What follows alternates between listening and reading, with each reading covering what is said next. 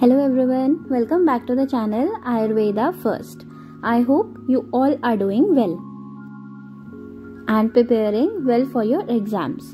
इससे पहले हम लोगों ने वात दोष के बारे में पढ़ा था। आज हम लोग पढ़ने वाले हैं पित्त दोष के बारे में।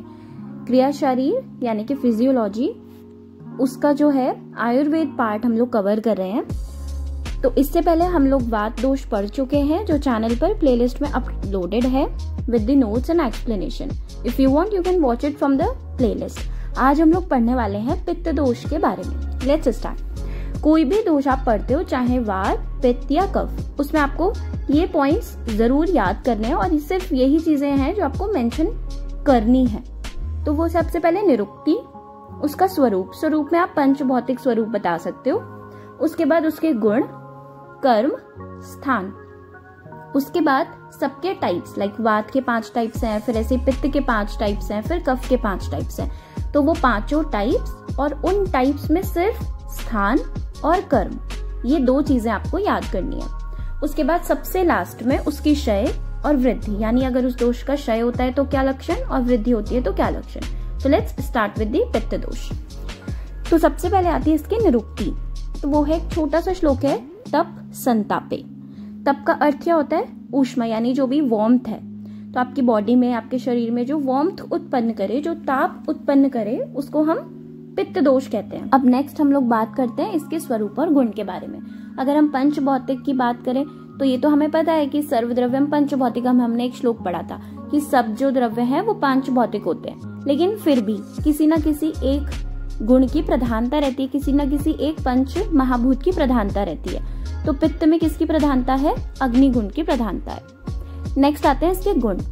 सस्नेहम उष्णम तीक्ष्णम च द्रव अम्लम सरम कटु, यानी कौन कौन से गुण हो गए? सस्नेह, इंपॉर्टेंटली याद रखना है, सस्नेह। सस्नेह क्यों? मतलब स्नेह के साथ, यानी थोड़ा पार्ट इसमें स्नेह भी है। ठीक है।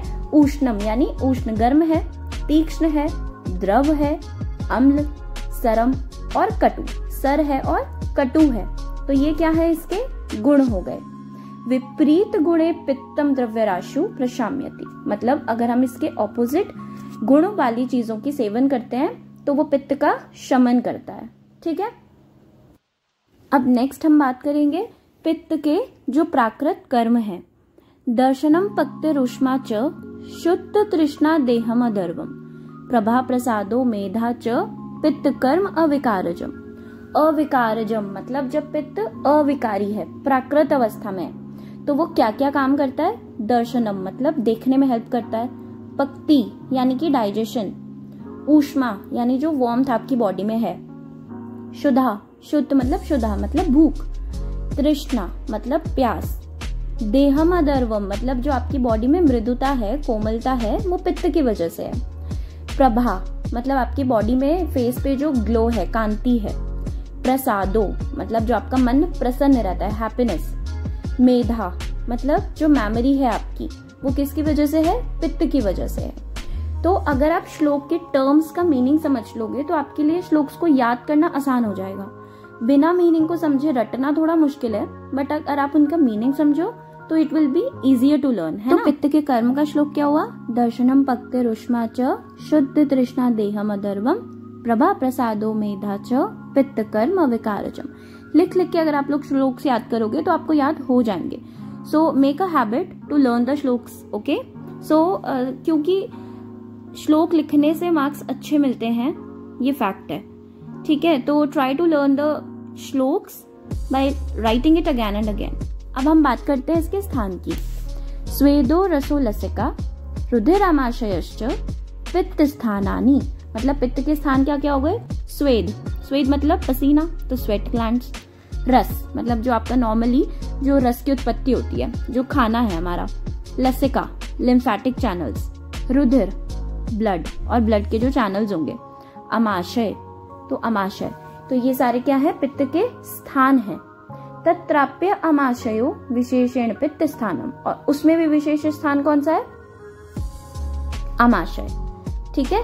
और किसी किसी जगह पर, मतलब आचार्य सुश्रुत ने माना है कि अमाशय और पक्वाशय के बीच में पित्त का स्थान होता है। तो अगर आप किसी पर्टिकुलर आचार्य की तरह हिसाब से याद कर रहे हो तो आप उन्हीं आचार्य के हिसाब से याद करो। ठीक है, तो इसका स्थान हमने देख लिया, स्वेदो रसो लसिका रुधिरमाशयश्च पित्तस्थानानि तत्राप्य आमाशयो विशेषण पित्तस्थानम। ठीक है, तो हमने इस वाली वीडियो में क्या क्या पढ़ लिया, स्वरूप पढ़ लिया, निरुक्ति, गुण, कर्म, स्थान पढ़ लिए। अब नेक्स्ट वीडियो में हम पढ़ेंगे इसके सारे टाइप्स और उनका स्थान प्लस कर्म क्षय वृद्धि के साथ। ठीक है, अब आप लोगों का एक होमवर्क है, वो ये है कि जैसे हमने पढ़ा कि पित्त का जो मेन स्थान है वो आमाशय है, ऐसे ही वात का प्रधान स्थान क्या है आपको वो कमेंट सेक्शन में लिखना है। Okay, so right it in the comment section कि वात दोष का मेन स्थान क्या है।